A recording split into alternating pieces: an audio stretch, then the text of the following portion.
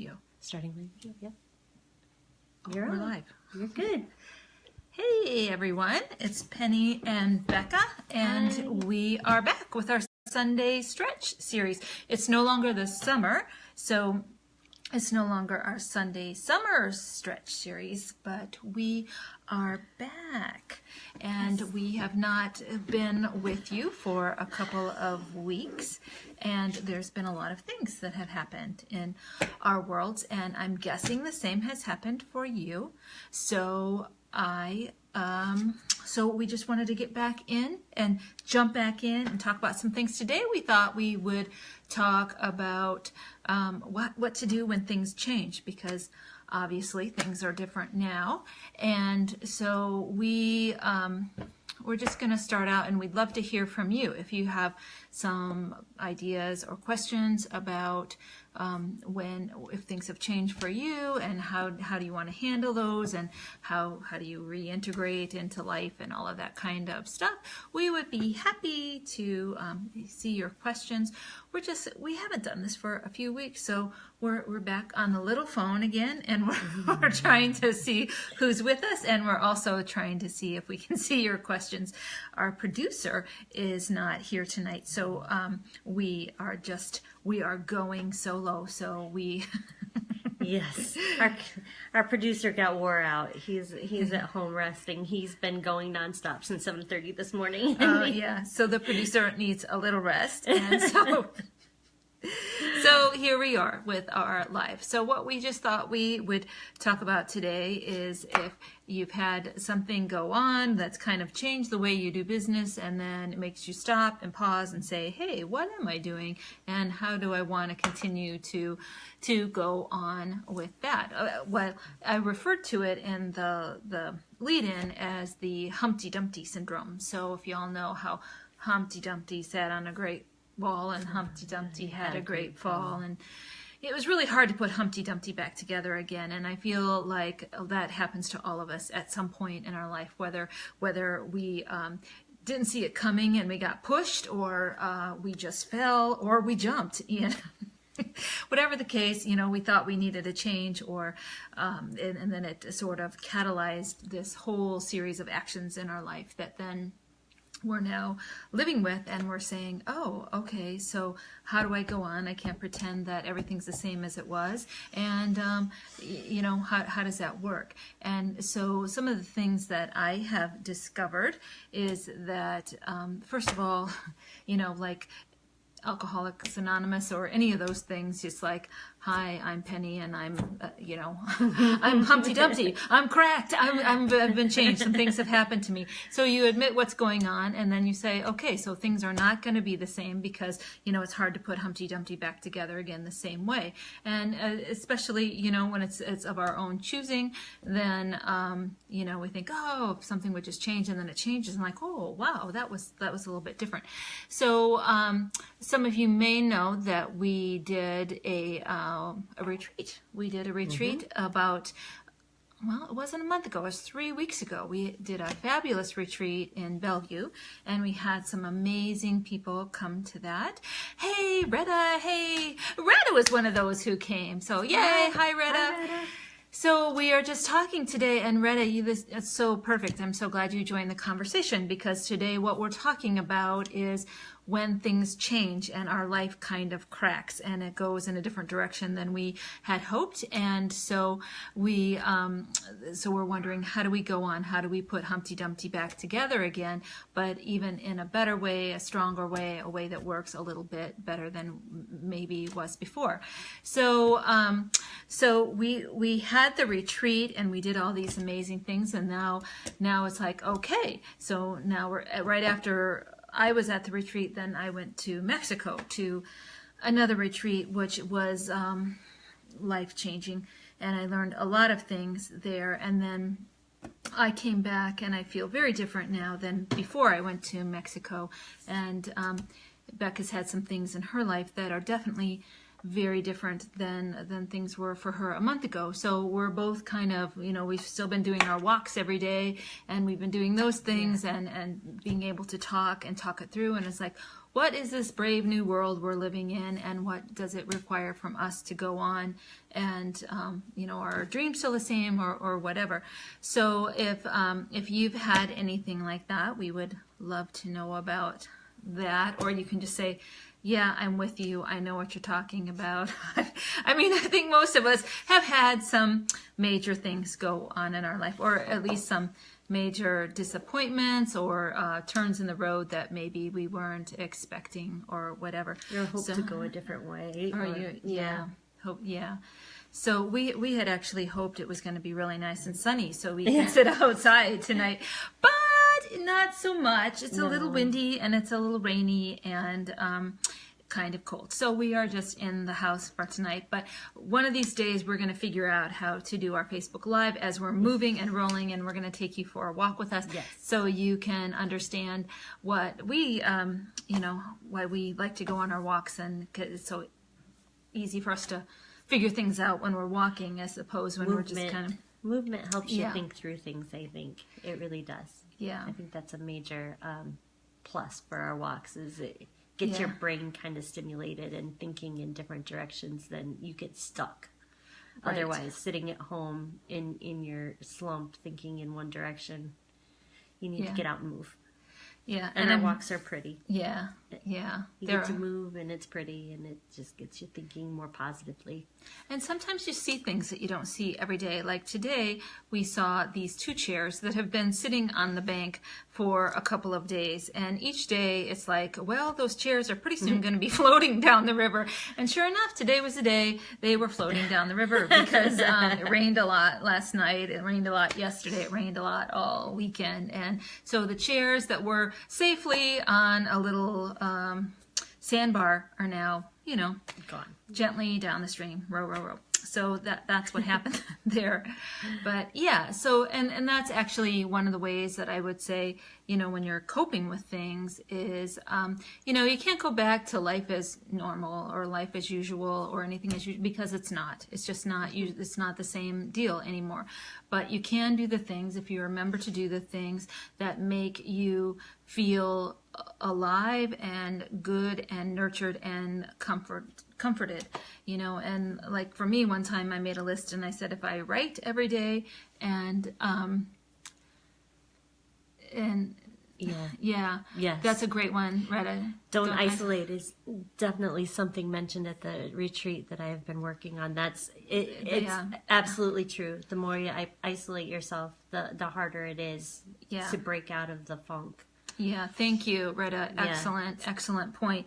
Because I think what happens is when something does happen to us that we weren't expecting, it's like, it's kind of like an animal. We want to go lick our wounds, and we want to be left alone, and we're like, nobody bother us. I can figure this out. But the truth is that we really do need to be around other people.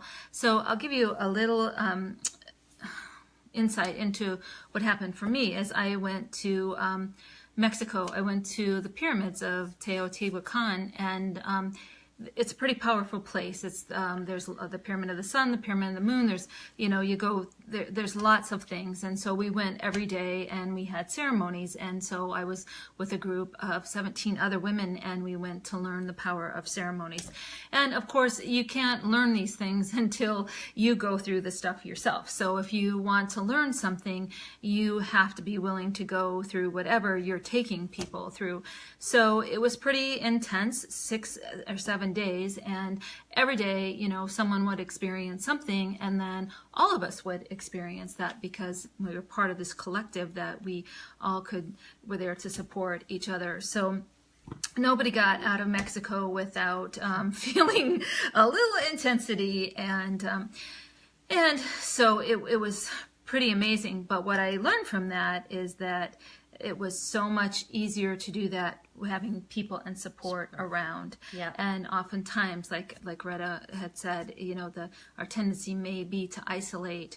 And I was just listening to this most amazing book that I really recommend to everyone. It's Brene Brown's new book called Braving the Wilderness, and it talks about this whole epidemic of loneliness and how loneliness is making us so fractured and splitting our country and splitting families and all of this. And what we like. There were some statistics like if you smoke, you increase or shorten your lifespan by, say, 20%, obesity maybe 30%, but loneliness, if you are lonely, it's like 45%. So it's even worse, and you probably know this with your coaching program. Well, yes, and that's Lissa Rankin goes into that a lot in her books too, that the world is dying from loneliness, that literally it does horrible things to our health for all kinds of reasons. And she's a MD, so she gets very technical with her reasons, but it is very interesting that just isolating ourselves or just feeling lonely, not having anyone to talk to, is enough to totally tear down your health as well as your mental state of being. Yeah. So that's why we really want you to jump on and talk to us, so that you know that you're not alone. We're here for you, and we'd love to talk to you and talk through. Normally when we do these, we talk about some coaching things that maybe are a little bit lighter and easier to talk about. It's just today. Hey, Barbie. Hey. Hi, Barbie. Hey, yay, Barbie's here. Hi, Barbie. So today we're just talking a little bit about some tough things. What happens when hard stuff happens in your life, change happens, things that maybe you weren't necessarily wanting to have happen, but they did. Maybe you lost somebody, or maybe you left a job, or maybe you moved across country, or maybe you did something. And, so we're talking about the Humpty Dumpty syndrome, and, whether Humpty Dumpty had his great fall by being pushed, or he just fell, or he jumped, either way, it cracks your world open. Yeah. So that's what we're talking about right now. So, like in my case, I would have to say this Humpty Dumpty just jumped. I knew what I was getting into when I was going to Mexico. It was more of a shamanic journey, and if you know anything about that, that does not mean like tequilas at the water bar or anything on the beach. It means you are going into the belly of the beast, and you are looking at your fears, and you are looking at the things that hold you back, and you are not going to come out the same person. So I sort of knew that going in. So, I made my will on the way to the airport. I said to Bob as he drove me there, I'm like, this is what needs to happen. Should I not come back? And then when I'm down there, I'm like, yeah, well, this could be the day, Bob. And then he's like, well, okay, well, the Cubs won. So all was well in the world.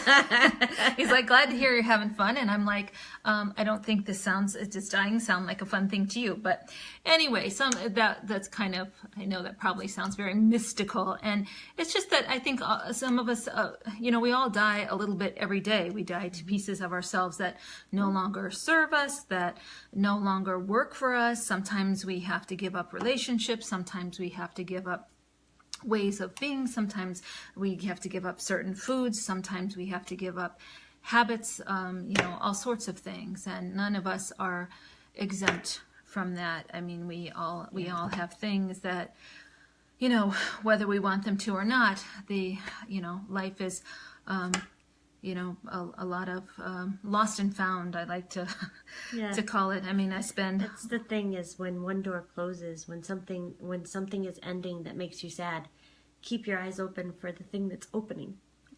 Another door will open.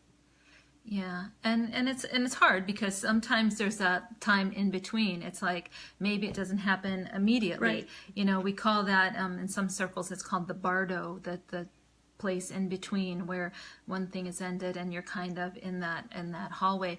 I know when I was in Mexico, I had a dream that the angel of death came for me, and I was arguing because it's like, look, I don't really want to go.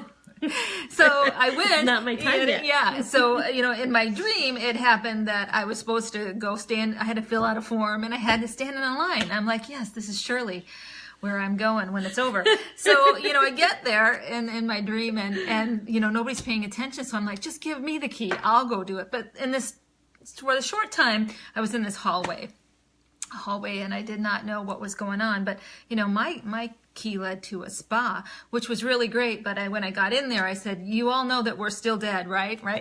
So... Anyway, but that was just a dream. And then, when I woke up, then, I went to the pyramids and there were some things that happened there. Hi, Jody. Thank you for joining us. So today we're talking about the Humpty Dumpty syndrome, which I just made that up, but it just means that when you fall and then you can't put yourself back together quite the same way. And, it's debatable whether you were pushed or you jumped. But anyway, things happen. And then now you're faced with, how do I go on? And so usually we talk about some more motivating topics. Hi, but hey, Sharon. So this is a topic that I just think is really a good one for us to talk about, because we live in a world now where crazy stuff happens, and how do we go on with that, and how do we act like how do we act after something happens? Just go on, life goes on, but how does it go on in a way that makes sense and we feel like we're contributing and where we have something to say about that? So yeah, we can get really freaked out and afraid as life gets scarier. Or we can do what Brene Brown says, and we can speak up and we can face the wilderness, which is, these scary times, and say what's true. And instead of isolating from other people, we can reach out to other people and have conversations. And for people who are different than us, we can actually just say, hey, can you tell me more about that?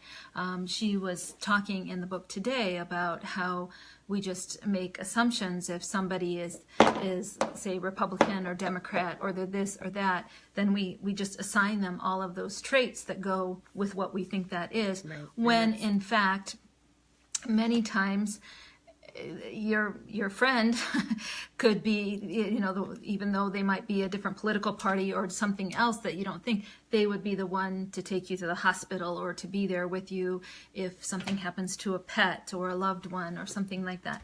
So I think, the whole point is just when we have a great fall, then we get to realize our humanness again. And I think it's just really important to remember that we're all kind of on a level playing field when we have something go on in our life that is hard or changes us or kind of knocks us back.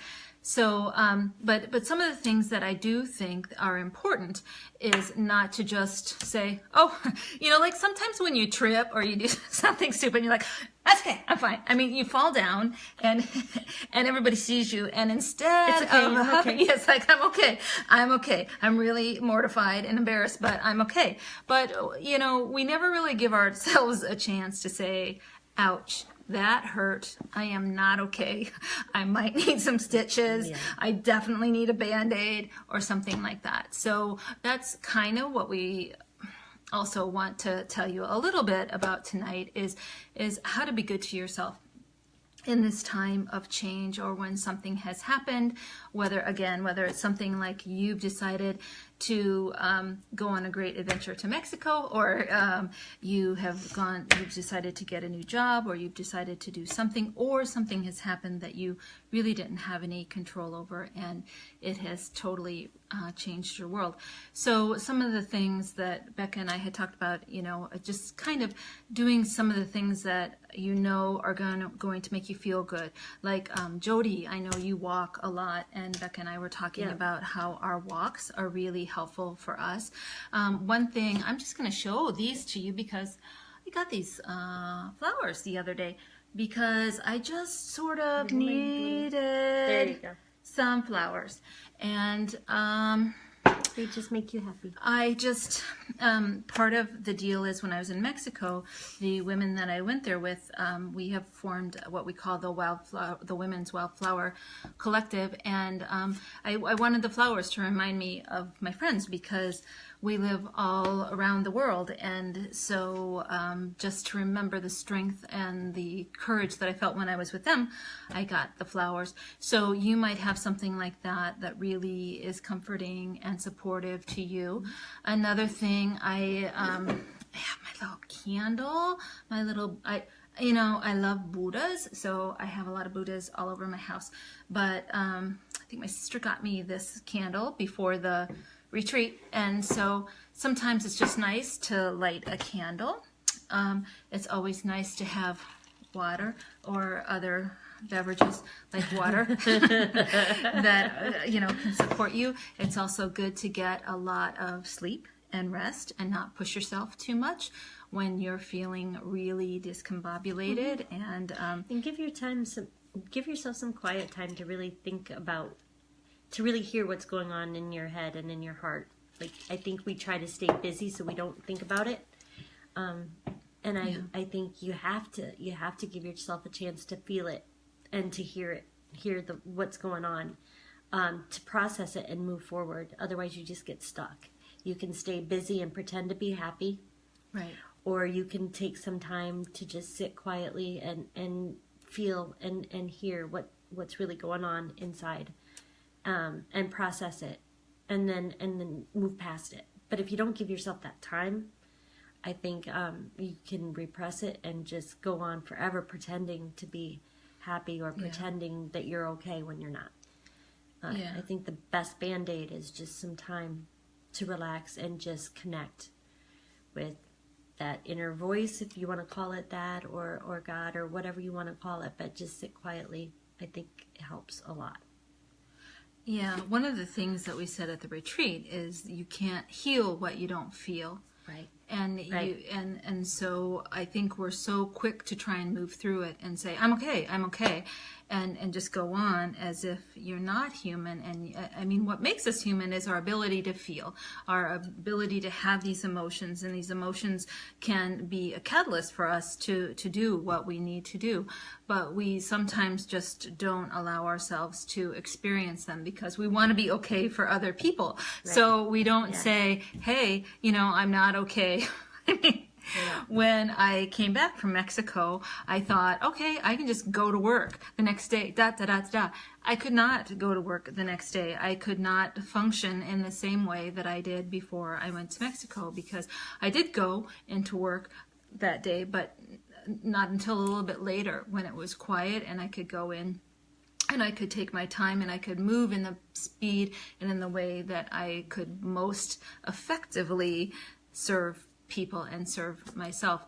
But I just think that we are so trained, especially as women, we've been often told, oh, you're so emotional or this or that. Well, good for us, because we need to express these emotions. But sometimes I didn't mean to say that, but some of the emotions that we're afraid to feel are anger and some of these more powerful ones. And there are ways to do that. And as you know, I use tapping, or emotional freedom technique. Mm-hmm. And there's a whole process that we can go through to tap through the anger, because that moves it. Because what we really need to do is not let emotions get stuck in our body and cause us physical problems, but to actually move them. But we need to move them in a safe way, so we're not like throwing up on anybody emotionally, but we're able to say things and to, especially to be able to move anger in a way that makes you feel okay and safe is really important. And that's a tough one, but you can do that with tapping. And what tapping does is it allows you to say what you're feeling, and then it moves the energy. So we may do some tapping later, not on this call, but we're just trying to put it out there. It's kind of it's a different topic for us, and we haven't been here with you for the last couple of weeks. So hey, Barbara. So we are just wanting to talk about this, because we are fun people, and we have a pretty good time. Hey, Gilbert. Hi, Gilbert. But we also recognize that there are things going on. Well, there's been some things that have happened to both Becca and I since we've last been here that have been like major. And so we want to, and things have gone on in the world. I mean, when I was in Mexico, the whole Las Vegas thing happened, and there have been other things, and it's heartbreaking. It's really heartbreaking. So we just wanted to be able to talk about how do you deal with all that and still be in the world and be touched by it and be moved by it, and then how does that impact your actions, and then how do you act. And I think sometimes we can think that may not make a difference. Like we can't do anything about somebody else far away, but we can in fact make a difference in how we are and how we relate to the people right next to us, and how we talk to people, and how we open up to people, and how we don't say, oh, they're so different than us, because they're probably more like us than they are different, but we just think, oh, that's just a crazy person or something. But I know I myself have been a little crazy from time to time. And so it's just, yeah. So I guess today I'm just feeling a little, I'm feeling a little raw still, like, because what happened when I went to Mexico was, I was very opened up emotionally. I tend to be pretty sensitive to energies, and I've learned to kind of shut that down. It's like, no, we're just not going to feel this. And what I realized when I was in Mexico is that's who I am, and I need to be that, and I need to step into that. And so, hey, Bara, well, thank you. I'm glad that you caught us for our Sunday stretch. So, yeah, so I'm being pretty serious today, but I also feel like this deeply, deeply moved, and like I feel kind of like my heart's cracked open since we've been on here the last time. I mean, first of all, we did the retreat, and I tell you, it was just magnificent. I mean, the people who came were so lovely, really and so open. And Becca made the best meal ever. Gilbert can probably give us a thumbs up on that, because he was there. And so it was just... Except they ran out of soup for you, Gilbert. I'll make you that soup, though. Next time you're here, give me a heads up. Yeah. So, yeah, it was amazing, because Becca just really nurtured us and nourished us all day. Yeah, there we go.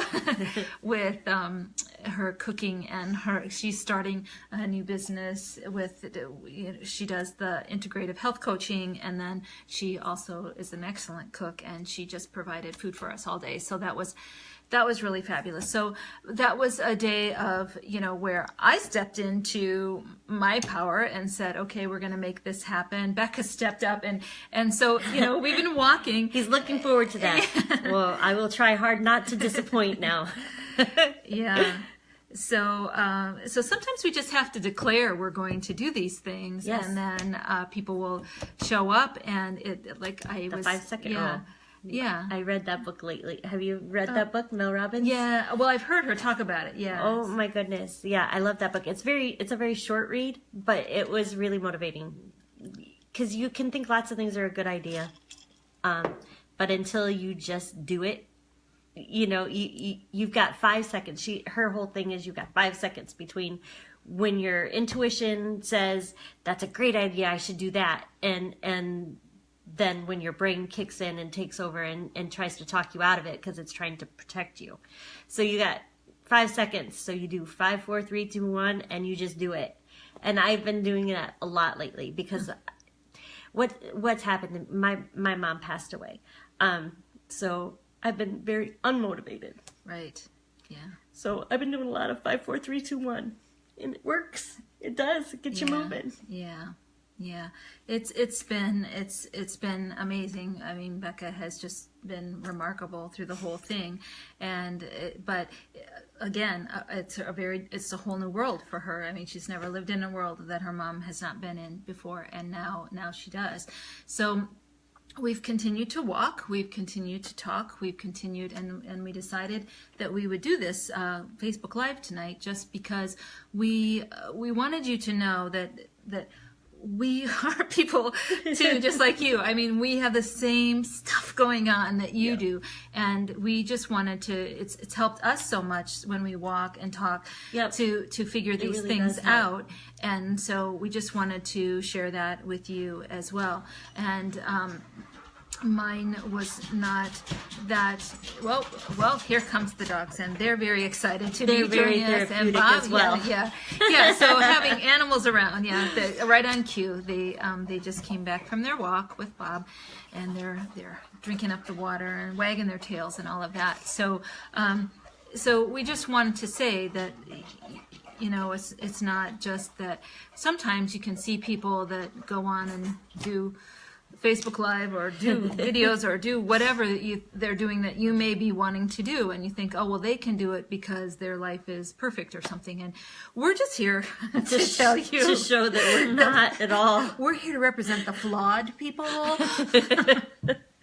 The people who don't have all that going on and who are professional. Yeah, the real people.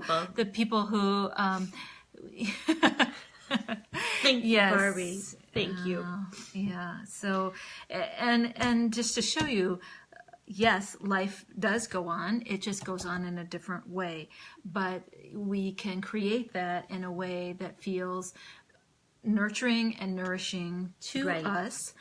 But it also presents a time where you can say, okay, I really thought this mattered and now it doesn't. Because that's another thing that can happen. I mean, before I went to Mexico, I had this idea about what my new business was going to look like and what all that was going to do. And I was just going to hustle and bustle because before the retreat, I was doing all kinds of things that I had never done before. So like the retreat was really great because it pulled me to do marketing, to incorporate my business, to do a bunch of things that, I just had hanging out there as, oh, one day I'll do this. But because I had that deadline and people were showing up and all of this, it happened. Yeah. And so that happened and that was fantastic. And then I went to Mexico, and then it's like my whole world dropped to another level of, oh, this is what it's like to be a citizen of the world and to be able to do healing and ceremonies and stuff that really impacts other people. And then how do I go back and pretend that I don't know that? And I think that happens to all of us at some point when we discover our gifts, and then we can't hide them anymore. And it's scary to say, okay, so Becca, to me, has just been kind of like the matriarch. I mean, she's the youngest of her family, but yet she has stepped up and done so many remarkable things, and she's taken care of her family for a long time. So it may or may not be a role that she wants to step into at this point, but it's just shown me and everyone around her what, a beacon of strength that she is, and she has kept her wits about her and all of these things, and been able to, as she's grieved, she's also been able to be a friend and do all of those things. And so she's just a remarkable being. So the fact that she's even here tonight to do this, I said, I said, do we want to do this? And, we both looked at each other and said, we're committed to doing this. We're coaches. And, the thing that we don't want to do is act like we're exempt from life, and the things that we have to go through, and the questions and the hard times as well as the good times. So that's why we're here. So I know that you probably all don't want to jump in and say, well, I can top that one. This one was really hard for me. I know these things are hard to talk about, but if anybody has anything that they want to share, if you want to, hi Tita. Yay, Tita's a wildflower. Awesome. So she can speak to what we're talking. So we're just talking about what happens when life changes dramatically, and how do we go back into life, reintegration, and how we make that work after something major has happened. And so for Becca, she lost her mother in the last month, and then I was telling that, Mexico, and you know what that means. So then trying to go back to our lives when something dramatically has shifted, and how that works. So far we've been saying, surround yourself with things that bring you comfort, and move. I mean, do exercise, move your body, or rest your body, whatever that might be, whatever you need for that. This is not the time to be chintzy with yourself. This is the time to splurge on yourself, to get yourself flowers, to get yourself maybe your favorite food, your comfort food, to get yourself maybe that sweater or comfortable sweater, or how much is that doggy in the window sort of thing.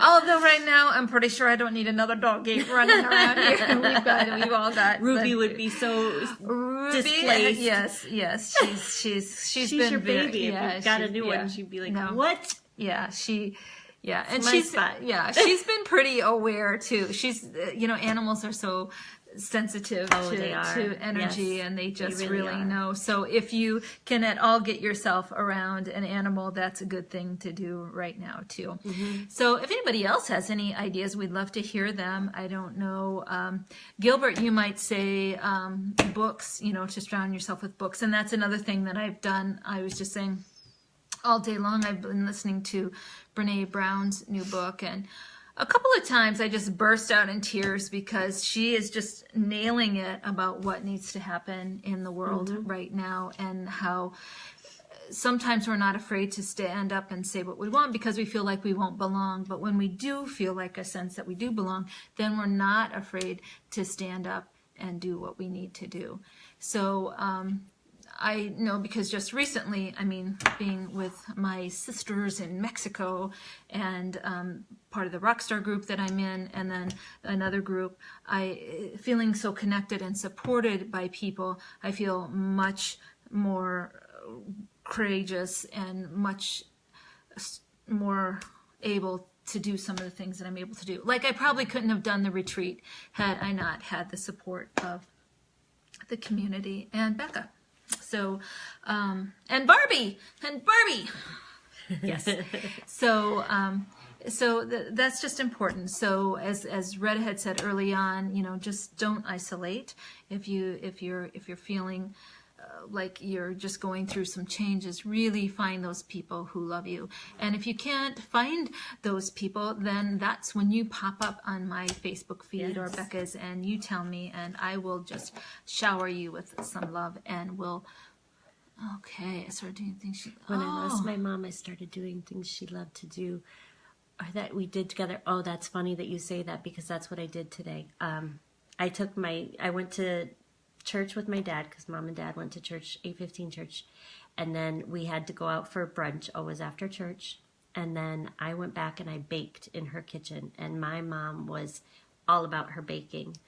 And I told Dad as I was doing it, I think it would be important to Mom that we continue to bake in her kitchen. I didn't go to my house and make Dad cookies. I stayed at Mom's Mom's kitchen and used all of her stuff and baked cookies in her kitchen.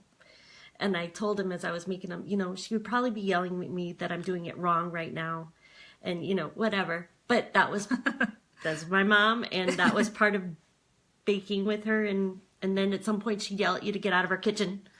But it was fabulous. I felt very close to my mom today. Oh, that's good. And I'm sure your dad, he loved it. He appreciated He that. loved having people in his house. Yeah. Wow. Yeah, that's great. Thank you, Barbie. I liked yours too about sometimes we just need time. Mm-hmm. And then Retta, the toughest is man that I was first of it. Yeah. You not only survived, that you were, yeah. So, I have to share this other thing with you all. So I'm a writer, and, but sometimes I do some poetry. And so a couple of months ago, I wrote this poem. It was kind of a rage poem, but as I said before, sometimes what's underneath some of the hurt and all that is the anger, and then the hurt's underneath that.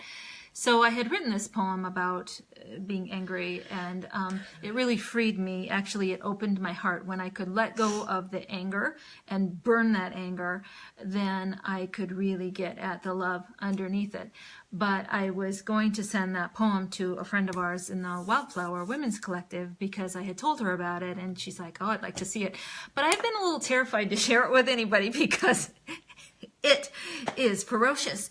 And I didn't know I had that wild jaguar inside of me. But it was in there. And but I actually was reading it. I was rewriting it, editing it today. And I actually read it aloud a couple of times because nobody was in my house. it was very powerful to read it and to feel that. And one of the things, Retta, that there's a point to this whole story, and it's this, when I said, I did not come here to be abused. I did not come here to be have my power stripped of me. I did not come here for all of these things, but to actually say that out loud, it was like, I think my voice was shaking and I was just by myself, but there's some power to being able to say, this is what happened. And now I am a survivor or whatever. So the whole thing, and again, Retta, coming back, and Barbie, you'll appreciate this too, when we talked about at the retreat, owning your throne. So the whole point is that we make these vows that we may not have even realized that we made just to survive. So we do whatever we need to do to survive, right? So, and we say, okay, I'm just going to be quiet. I'm going to be small. I'm going to do whatever so I don't get hit. I don't get whatever the case may be.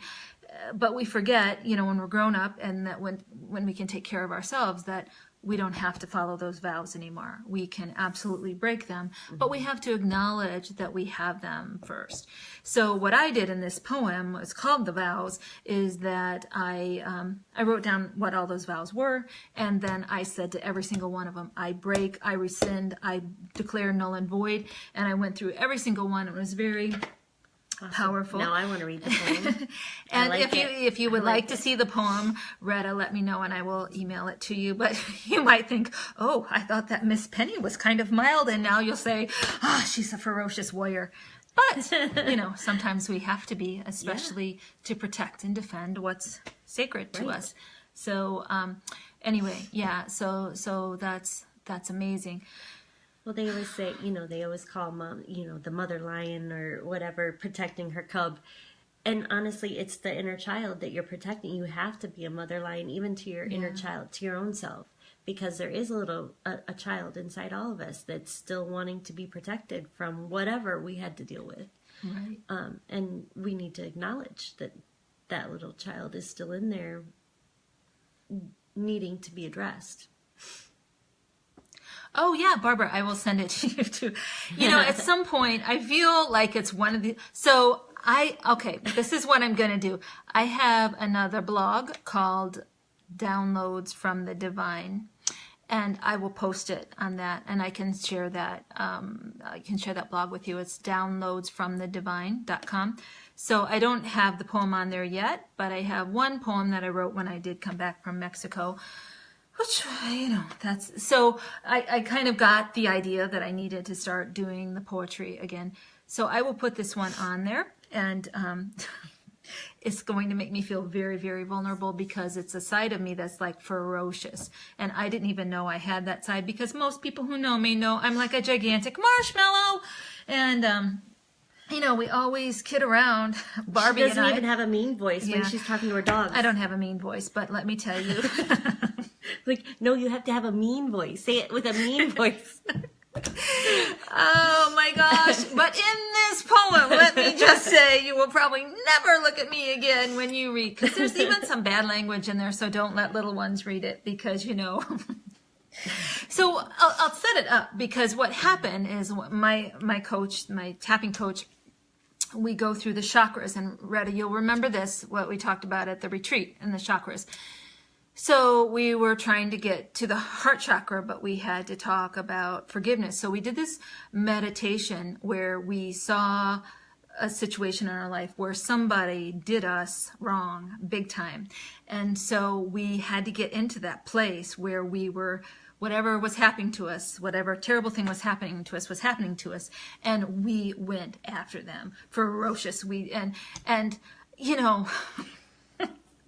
I didn't even think I knew how to wield a sword, but Bob may tell you, when I do that Wii game, that sword fight game, you better watch it, because I almost knock over the TV because I'm knocking those people up. So anyway, that's what happened. So by doing that meditation, it got me to that place of, when you have to be in that place to protect the most sacred thing to you, will you allow yourself to... So that's where it came from. So now that I've given you the whole context, when you see this ferocious Jaguar. I'm saying Jaguar because Tita will appreciate that, because the Jaguar is in Mexico, and we were all drawn to this Jaguar at this rock quarry, and we went around, and the Jaguar had her 3 little babies with her, and so we all did a circle around the Jaguar, and we meditated, and we were, yeah. So I'm really, and then I have my Jaguar collar, which is very very cool. I'll probably share that next time. I just had to have one. You know, they kept doing them at the pyramids, and I'm like, oh. But then I decided it was for my inner child. She needed the Jaguar collar when she was afraid. So there you go. Yep. So that's that. Yeah. So yeah, there's just lots of things going on, and I just think whatever you can do, like what I would love to know, if you all don't mind, just sharing like one thing that makes you feel powerful. So as you go through this, and you might feel a little bit lost and perhaps a little confused, or definitely like you don't even know yourself, or you don't know what's going on, what brings you home? What's the thing that makes you feel the most you? You know, like I know since I've been to Mexico, I've gotten some power jewelry. I've also watched Wonder Woman, so I've gotten a little awesome. I've gotten some jewelry for my wrist as well.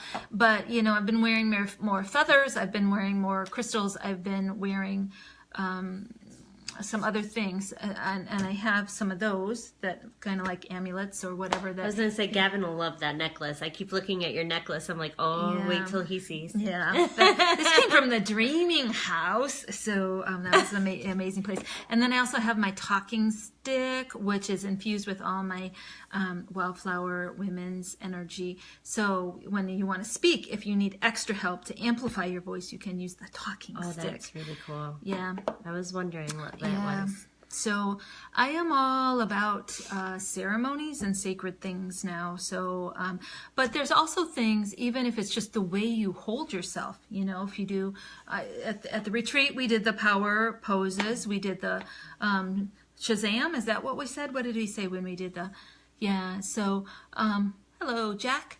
So, if anybody has, so, Barbara, do you have anything that you do? Or Retta, do you have anything that you do when you need to really power up? Or maybe you have a power suit, or maybe you have a flower power, or a power flower, or something like that. Or maybe you just gather your dog next to you, who's super ferocious, who will lick you to death, and or I don't know, anything that you can think of that you have. Or music, you know, you might have music. You might have a power song that you need to hear, or something like that. So there's all kinds of things. You know, I have a playlist that I have it for everything. It used to be that I'd make these mixtapes, but that really dates me. So there's probably not even such things as tapes anymore. I don't even know. But you have your playlist. But you have your playlist. So I have one of those for when I need to feel powerful. So if anybody has any ideas, I'd love to see those on if you can write those, or anything else you want to talk about. We're probably ending about our time because we do not like to, well, we say we don't like to talk that long, and yet we keep talking. So, okay, I keep talking. Becca's just smiling like, So if anybody has any last thoughts before we go, this was kind of a heavy session tonight, but I think we needed to talk about things. We needed to talk about when life doesn't go exactly the way we want, and we wanted you to know that, you know, we are just real people with real problems, and we're just trying to figure them out and share our answers with you. And it's okay to slow down and think about things. Sometimes when things aren't going the way that you expect them to or you want them to, is a really good time to just slow down and think about what really is important, and maybe come up with a newer, better plan for what you want going forward. You know, just time to connect with your inner self or God or whatever you want to call it, and just come to peace with what's happened, and come up with a better plan going forward. You're going to create your future whether you plan it or not. So you might as well make a plan and shoot for something that's important to you. Yeah. Barbara was saying, where's the blog, Downloads from the Divine? It's on WordPress. So, but you should be able to just go to www.downloadsfromthedivine, all one word.com. But if you might have to put WordPress.com. But if you go to my regular blog, which is Wellpower, www.wellpower.com, or Midlife MacGyver, it should be able to link to the other ones too. But I can send it to you as well. And yes, you will work on it being powerful. You are powerful, Miss Retta. And is tomorrow your interview, Retta? I think it might be. So we're all going to send you lots of energy your way, because hopefully they will see in you everything I see in you, which is a remarkable woman who can do anything she desires. You're an amazing woman, and you're strong, and you're beautiful. So, anybody else need? I can see. Look at there. Some. I did that, and then those sparkles went like that. That was really exciting. That came from the talking stick, or one of you. So yeah. So I'll let you know how to get to that, or otherwise, Barbara, I can also just send you the poem. So that's that. So does anybody else need a little love? Oh, I do need to do a shout out to Gilbert and say that Gilbert, congratulations are in order. Gilbert did some real estate magic happened this weekend for Gilbert. Oh, awesome. So Gilbert, if you're still there, congratulations. Maybe that wasn't my story to tell, but I'm just so proud. I'm like a proud mama. So I had to say that. And I know that you are all out there doing amazing things. So we're going to wrap it up. But if you need some more love, or you need anything, you have any questions, if you have a situation going on that you just didn't want to write about on to go public, that's fine, but you can always contact me. I'm Penny at wellpower.com, and if there's anything you need, just let us know. But thank you so much for joining us this evening for our talk about the Humpty Dumpty syndrome, where you have a great fall and you can't put yourself back together the same way, but that's okay. That's okay, right? You can put yourself together in a new way, and all the better for it. Right? Okay. Yeah. We love you. We'll see you next time. We'll probably not be doing these every week like we did in the summer, because that was a little intense.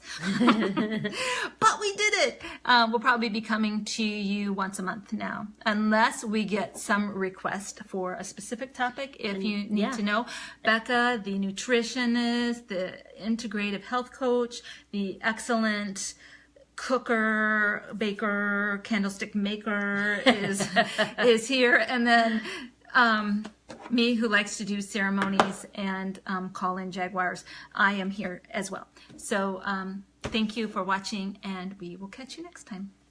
Bye. Bye. Thank you.